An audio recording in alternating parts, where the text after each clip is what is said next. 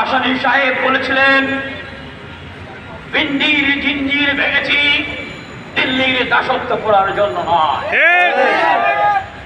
সেই মহান মুক্তিযুদ্ধকালীন সময় তার পূর্বকালীন রাজনৈতিক প্রেক্ষাপট, পরবর্তী রাজনৈতিক প্রেক্ষাপট, সেগুলো বিবেচনা করে সেই সময়ের একজন প্রাজ্ঞ রাজনীতিবিদ তখন যা বলে গিয়েছিলেন, আজকে স্বাধীনতার ৫৪ বছর পরে আমরা তা হারে হারে টের পাচ্ছি।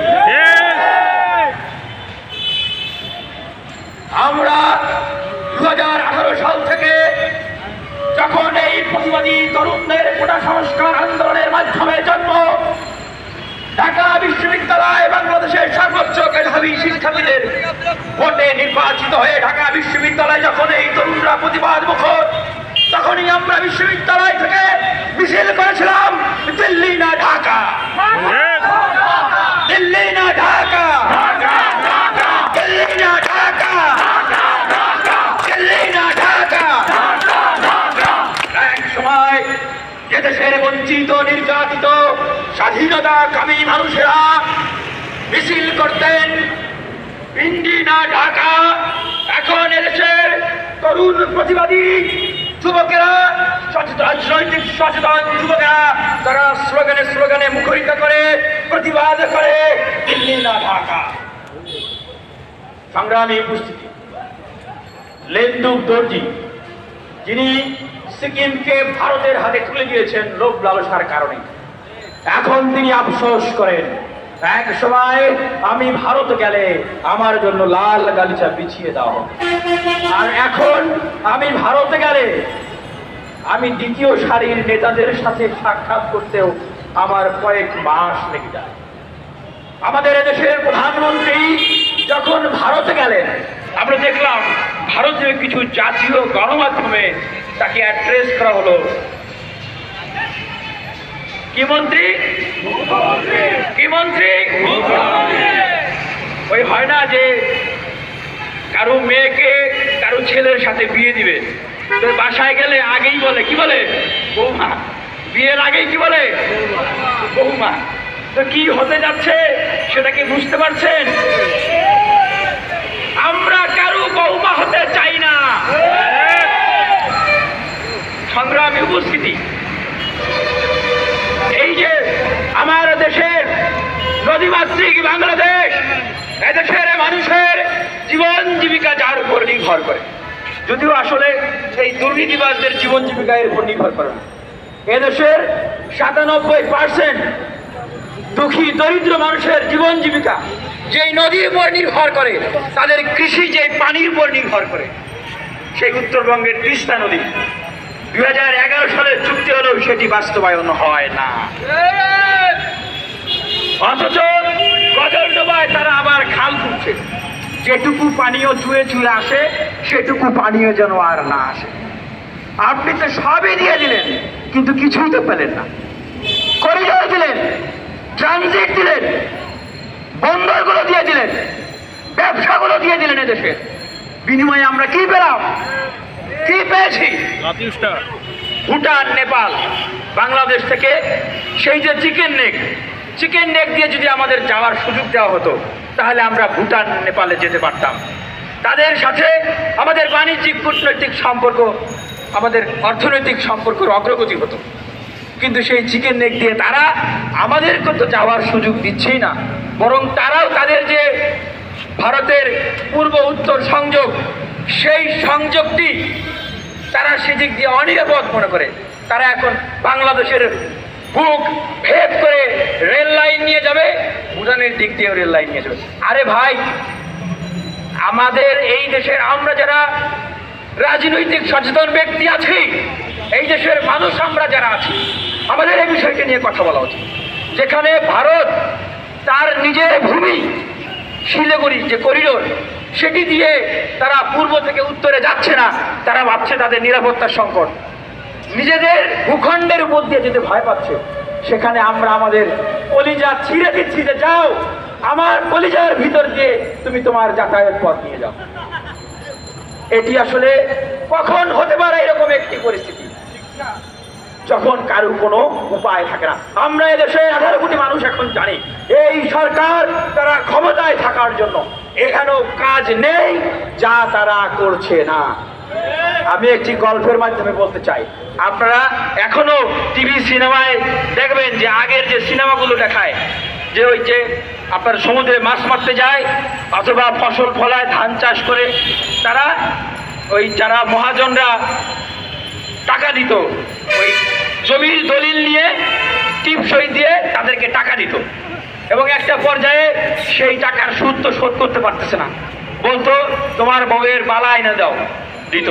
বলতো তোমার ওই জমিটা দাও, দিত। তোমার গোয়ালের গরু আইনা দাও, তাও দিত। বলতো তোমার ভিটামাটি দিয়ে দাও, দিত। শেষে কি বলতো জানেন? শেষে কি বলতো দেখেন না টিভিতে? শেষে বলে তোমার বউটা দিয়ে দাও। আমরা এইরকম একটা পর্যায়ে এসে দাঁড়িয়েছি। আমাদের এখন ইজ্জত সম্মানের বিষয়, আমাদের এখন স্বাধীনতা সার্বভৌমত্ব রক্ষা করার হুমকি এসে দাঁড়িয়েছে। আমাদের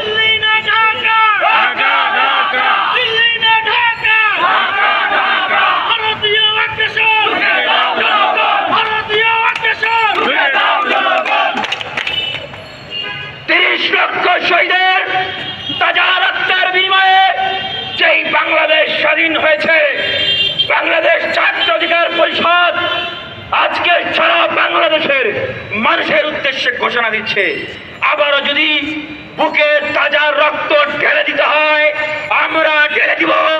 এই বাংলার 1 ইঞ্চি মাটিকেও আমরা ভারতের কোনো আগ্রাসনী কার্যক্রমে ব্যবহার হতে দিব না। এই বাংলার সবুজ শ্যামল বুক চিরে ভারতের কোনো ট্রেন চলবে না।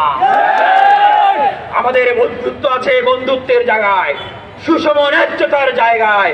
বন্ধুত্বের নামে কোনো ধরনের পরকীয়া চলবে না, চলবে না। সংগ্রামী উপস্থিতি, আজকের ব্যানারে আরেকটি গুরুত্বপূর্ণ বিষয় দেওয়া হয়েছে। আমরা দেখেছি অনেক সাংবাদিক বন্ধুরা এটি শিরোনাম করেছেন, লাখ টাকার ছাগলে কোটি টাকার বাগান খেয়ে দিল।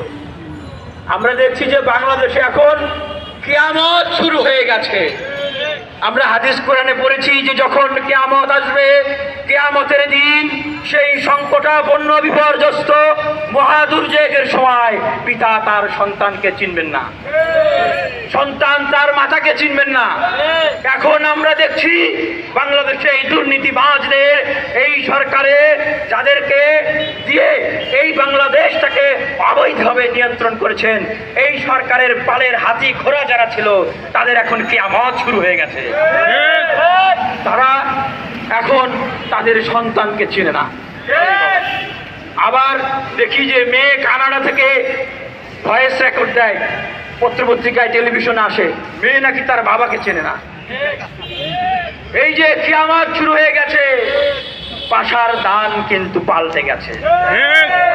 আপনারা বলেছিলেন যে জাতীয় নির্বাচনের আগে যে কি করে, কিছুই তো হচ্ছে না। কিছু হচ্ছে কিনা একটু বুঝার চেষ্টা করুন। এই সরকার তার যে যুদ্ধের যে হাতি ঘোড়া, সেই হাতি ঘোড়াগুলোকে এখন কি করছে? কোরবানি দিচ্ছে।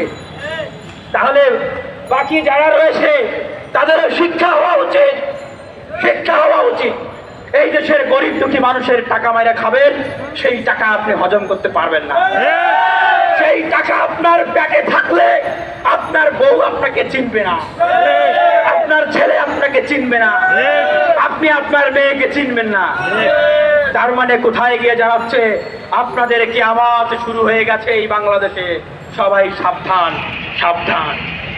ছাত্র অধিকার পরিষদের পক্ষ থেকে ঢাকা মহানগর দক্ষিণ গণ অধিকার পরিষদের নেতৃবৃন্দদের আজকের এইরকম একটি সমাবেশ আয়োজন করার জন্য আমরা ধন্যবাদ এবং কৃতজ্ঞতা জ্ঞাপন করছি। এবং ভারতীয় আগ্রাসনের বিরুদ্ধে তরুণ ছাত্রদের যে প্রতিবাদ, সেই প্রতিবাদ অব্যাহত থাকবে। আরেকটি কথা বলে আমি আমার বক্তব্য শেষ করব। আপনারা দেখেছেন এই সময়ে এই বাংলাদেশে 2018 সালে যেই তরুণরা, এই নুরুল হক নূর, রাশেদ খান, হাসান আল মামুনদের নেতৃত্বে এই কোটা ব্যবস্থা সংস্কার করেছিলেন। আপনারা দেখেছেন তখন ছাত্রদের উপরে কত নির্যাতন চালানো হয়েছে, কত নিপীড়ন চালানো হয়েছে, কত হামলা করা হয়েছে, কত মামলা করা হয়েছে। তারপরও এই তরুণ নেতৃবৃন্দরা তখন দমে যায় নাই। দীর্ঘ 6 মাস পরে সারা বাংলাদেশের ছাত্র সমাজের উত্তাল আন্দোলনের পরিস্থিতিতে বাধ্য হয়ে বর্তমান প্রধানমন্ত্রী এবং তৎকালীন প্রধানমন্ত্রী তিনি মহান সংসদে বাধ্য হয়ে তিনি ঘোষণা দিয়েছিলেন আর কোনোই থাকবে না। আমরা বলতে চাই, আপনি দেশের সর্বোচ্চ দায়িত্বশীল জায়গা থেকে আবেগতাড়িত হয়ে কোনো আবেগের জায়গা থেকে বা রাগ ক্ষোভের বশবর্তী হয়ে কোনো কথা বলতে পারেন না। এটি আপনার নেতৃত্বের গুণাবলীর প্রতি কিন্তু প্রশ্ন উঠে যায়।